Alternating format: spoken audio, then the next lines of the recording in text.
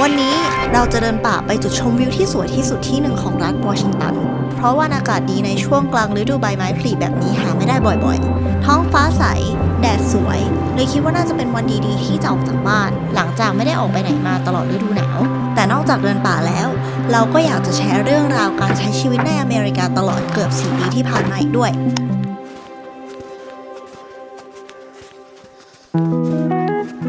สวัสดีวันนี้เราอยู่กันที่ Mount Rainier National Park ข้างหลังเห็นไหมนะข้างหลังนี้คือ Mount Rainier เป็นภูเขาไฟที่มีความสูง 4,392 เมตรอยู่ใกล้ๆกับบ้านเราที่ซีแอตเทิลก็ใช้เวลาขับรถมาที่อุทยานแห่งชาติเนี่ยประมาณ2 ชั่วโมงครึ่งเองก็เป็นอุทยานแห่งชาติที่เรามาบ่อยมากเพราะว่ามันมีเส้นทางให้มาเดินไฮค์เนี่ยเยอะมากๆปกติแล้วเราจะมาในช่วงฤดูร้อนซึ่งก็คือประมาณช่วงเดือนมิถุนายนจนถึงเดือนสิงหาแล้วก็ช่วงฤดูใบไม้ร่วงก็คือหลังจากนั้นประมาณ3 เดือนแต่ว่าวันนี้เนี่ยเรามากันในช่วงฤดูใบไม้ผลิเพราะว่าอากาศมันดีไงคือปกติแล้วอยู่ที่ Pacific Northwest ฝั่งเนี้ยอากาศมันคือจะย่ำแย่มากในฤดูใบไม้ผลิเนี่ยส่วนใหญ่ก็คือจะมีเมฆประมาณครึ่งหนึ่งมีแดดประปรายประมาณนิดหน่อยแล้วก็มีวันที่แดดดีแบบเนี้ยไม่ค่อยเยอะเพราะฉะนั้นเราก็เลยถือโอกาสว่าเราจะมาเดินไฮค์กันในวันนี้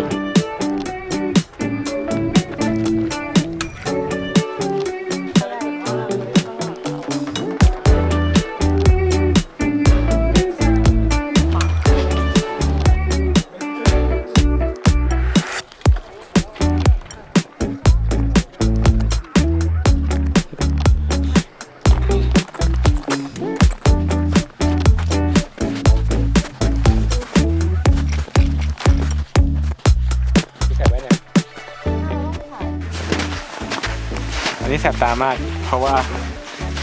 ไม่ได้เอาแว่นมาจริงๆควรจะหยิบแว่นมาแต่ก็ลืมไม่ได้ลืมหรอกคิดว่าอยู่ในรถไม่ใช่หรอไม่คิดว่าอยู่ในรถเรามีแว่นแล้วเมื่อกี้เดินเจอพี่แอนพี่สาลี่ก็จริงๆแล้วเราตั้งใจจะมาเดินกับพี่แอนกับพี่สาลี่นี่แหละแต่ว่าเรารู้ว่าเราจะมาถ่ายวิดีโอกันแล้วเราน่าจะใช้เวลาเยอะเราก็เลยบอกเขาว่าเราแยกกันเดินก็ได้แล้วไม่ต้องรอเราใช่เขาจะไม่ต้องรอเราเพราะว่าเราน่าจะเราถ่ายกันนานมากจริงๆเราถ่ายมาเป็นชั่วโมงแล้วเนี่ยยังได้ไม่ถึงไหนนี่เพิ่งเริ่มเดินเองพี่เขาเดินเสร็จแล้ว เราก็บอกพี่แอนว่าเนี่ยตอนแรกว่าเราแบบน่าจะเดินไม่ไหวแล้วแหละเพราะว่าแบบแดดมันแรงมากกลัวขึ้นไปแล้วสโนว์บลายเพราะว่าหิมะมันจ้ามากเลยกำลังตัดสินใจอยู่ว่าจะไปเดินเส้นอื่นดีไหมทันใดนั้นเองพี่สาลี่ก็หยิบแว่นขึ้นมาให้1 คู่บอกว่านี่มีแว่นเผื่อมันต้องมีสักคนที่ลืมเอาแว่นมาบ้างแหละเราก็เลยได้แว่นกันแดดมาใส่เดินตอนนี้ก็เลยโอเคแล้วไปต่อจ้า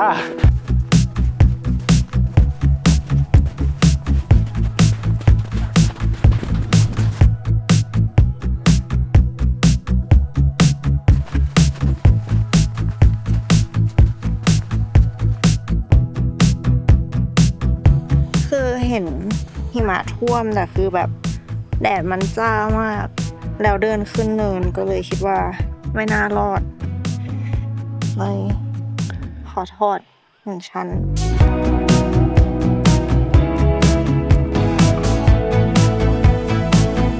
ตอนนี้เรามาไฮค์เส้นที่ชื่อว่าPanorama Point via Skyline Loop Trail ซึ่งจริงๆแล้วเราเคยมาเมื่อซัมเมอร์ปีที่แล้วตอนนั้นเรามา Skyline Loop ก็คือเดินเป็นลูปเลยมันสามารถเดินเป็นลูปก็ได้หรือถ้าใครเดินไม่ไหวก็สามารถเดินขึ้นไปถึงแค่ Panorama Point เพื่อไปดูวิวแล้วก็เดินกลับลงมาซึ่งมันจะใช้เวลาประมาณ 2.5 ชั่วโมงถึง4 ชั่วโมงระยะทางเท่าไหร่นะระยะทางทั้งหมดนั่นก็คือ8.8 กิโลระยะทางคือ 8.8 กิโลแต่ว่าวันนี้ด้วยความที่ว่ามันยังไม่ใช่ซีซั่นเนาะมันเกตมันจะปิดประมาณ 5 โมงเพราะฉะนั้นตอนนี้เวลากี่โมงแล้ววันนี้2 โมงแล้ว2 โมงแล้วครับท่านผู้ชมวันนี้เราคิดว่าเราไม่น่าจะทำเวลาได้ถึงPanorama Pointแต่คิดว่าน่าจะขึ้นไปถึงตรงนี้นิดนึงเพื่อไปจุดชมวิวต่างๆแบบให้คนได้เห็นว่ามันเป็นประมาณไหนนะแล้วก็กลับลงมาให้ทันเวลาเกตปิดเส้นทางนี้ก็ไม่ได้ชันอะไรมากมายมี elevation gain อยู่ที่518 เมตรจริงๆเดินสบาย ถ้าเป็นช่วงซัมเมอร์ แต่ว่าใครมาช่วงที่มันไม่ใช่ซีซั่นของมันก็จะเจอกับหิมะคอนดิชันหิมะซึ่งก็ควรจะเตรียมพวกไมโครสไปค์หรือสโนว์ชูมาจะเดินได้ ถ้ารองเท้าเทครองเท้าไฮค์เฉยๆไม่รอดจะบอกว่านี่เป็นไฮค์แรกของปีเลยนะที่เราได้มาเดินไฮค์แล้วก็เป็นวิดีโอแรกของเราด้วยในรอบหลายปีมากๆเลยที่เรากลับมาทำบล็อกแบบจริงจังแบบนี้เมื่อก่อนเนี่ยเวลาเราได้ไปเที่ยวเนาะเราก็จะทำบล็อกค่อนข้างเยอะเราก็ชอบทำ travel vlog มากแต่ว่าตั้งแต่ย้ายมาอยู่อเมริกาเนี่ยมันแบบชีวิตมันวุ่นวายปวดหัวเหลือเกินเราก็เลยไม่ค่อยได้มีโอกาสทำบล็อกกันถึงเราจะได้มาเดินไฮค์หลายรอบตลอดหลายปีที่ผ่านมาแต่เราก็ไม่เคยได้บล็อกเลยแล้วเราก็ไม่เคยได้ทำวิดีโอออกมาเลยก็วิดีโอนี้มันก็ทำให้เราคิดถึงบรรยากาศเก่าๆที่เราเคยทำบล็อกมากๆเลย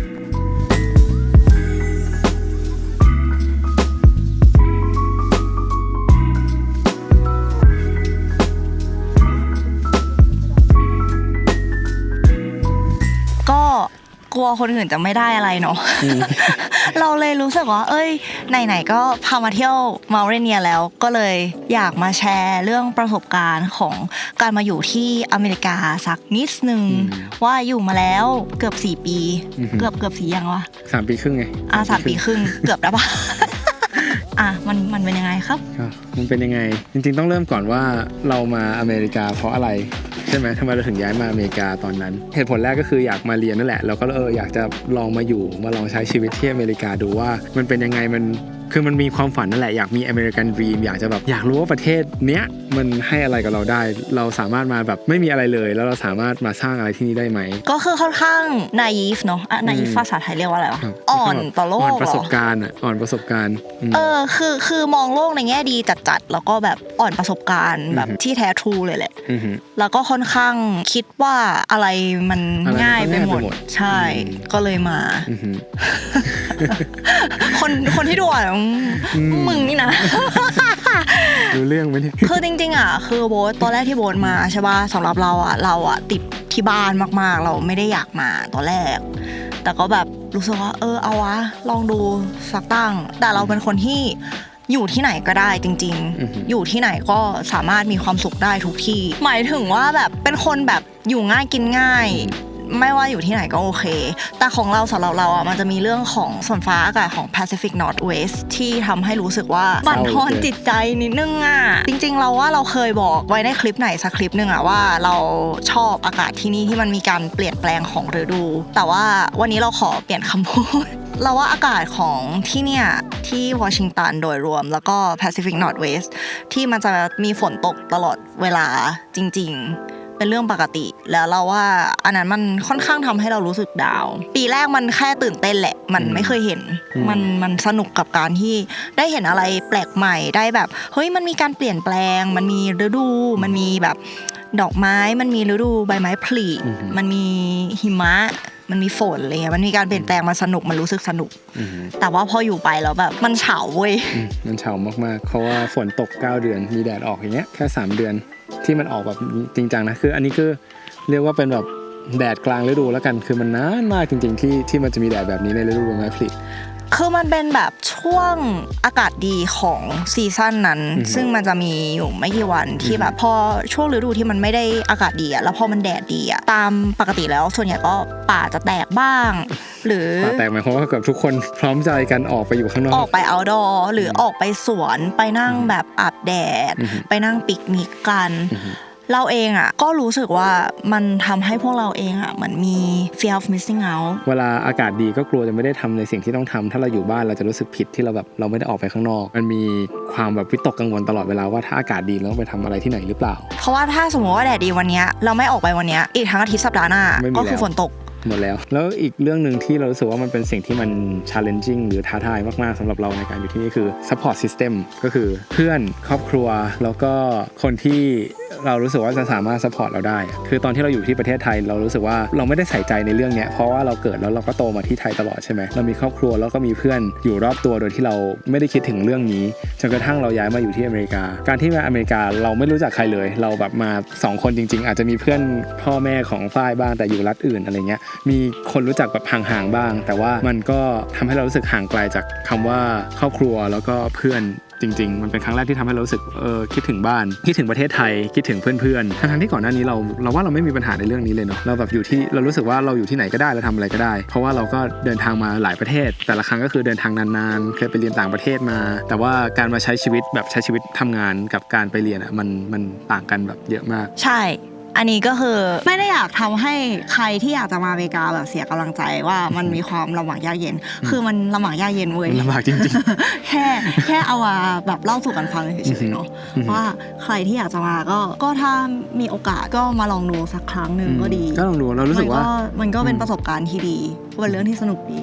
รู้สึกว่าถ้าใครมีโอกาสที่จะมาได้ใช้ชีวิตต่างประเทศนะเราก็ควรมานะมันได้เรียนรู้อะไรเยอะได้รู้จักตัวเองเยอะขึ้นกว่าตอนที่เราอยู่ในคอมฟอร์ทโซนเขตสบายที่ไทยมากๆเลยแล้วก็อีกเรื่องนึงที่เหมือนป๊อปอัพขึ้นมาก็คือแบบ definition ของ home คำว่าบ้านอะจากแต่ก่อนที่เราอะอยู่ที่ไทยมาตลอดใช่ปะเราไม่ได้คิดว่าที่ไหนอะมันคือบ้านเพราะเราอยู่ที่ไทยมาโดยตลอดแต่พอเราย้ายมาที่อเมริกาเราคิดว่าเราจะมาตั้งหลักที่นี่ใช่ปะแล้วเรามาถามตัวเองทีว่าเฮ้ยเราอย่างเงี้ยบ้านคือที่ไหน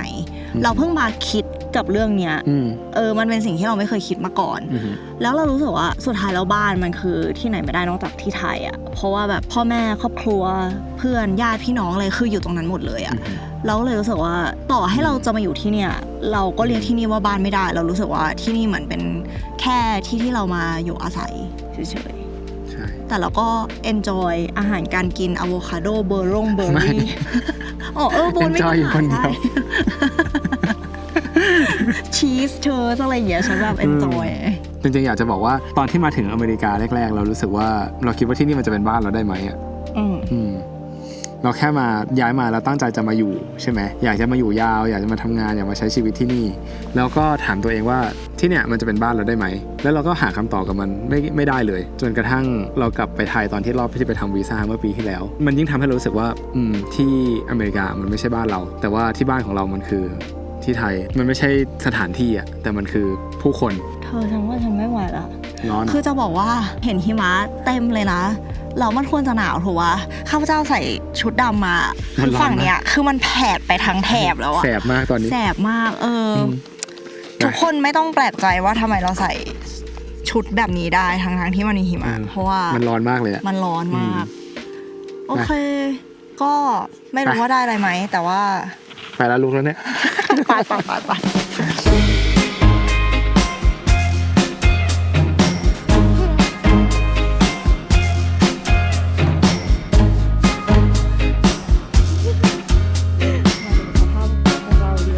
สรุปว่าไปไม่ถึงพาโนรามาพอยต์เพราะว่าเวลาไม่พอ ตอนนี้เกือบ4 โมงแล้วเราต้องกลับไปถึงรถตอน4 โมงครึ่งเพราะว่าเขาบอกว่าแนะนำให้ขับรถลงตอน4 โมงครึ่งไม่งั้นประตูจะปิดตอน5 โมงใช่ไหมตอนนี้ก็เลยเริ่มเดินลงแล้วก็เท้าเปียกมากเพราะว่าเท้าถ้าเราลงไปไม่ทันประตูปิดจะเกิดอะไรขึ้นเคยถามเขาครั้งที่แล้วไงเขาก็บอกว่าก็ต้องวอเรียกให้เจ้าหน้าที่มาเปิดซึ่งมันก็จะลำบากเขาเราก็ลำบากทุกคนเพราะฉะนั้นอย่าทำอันนี้คือคนที่มีจิตสำนึกที่ดีใช่ถูกต้องนำไปเลยขอแทรกหน่อยตอนนี้เท้าเปียกมากเพราะว่าหิมะลงไปอยู่เต็มเท้าแล้วเนี่ย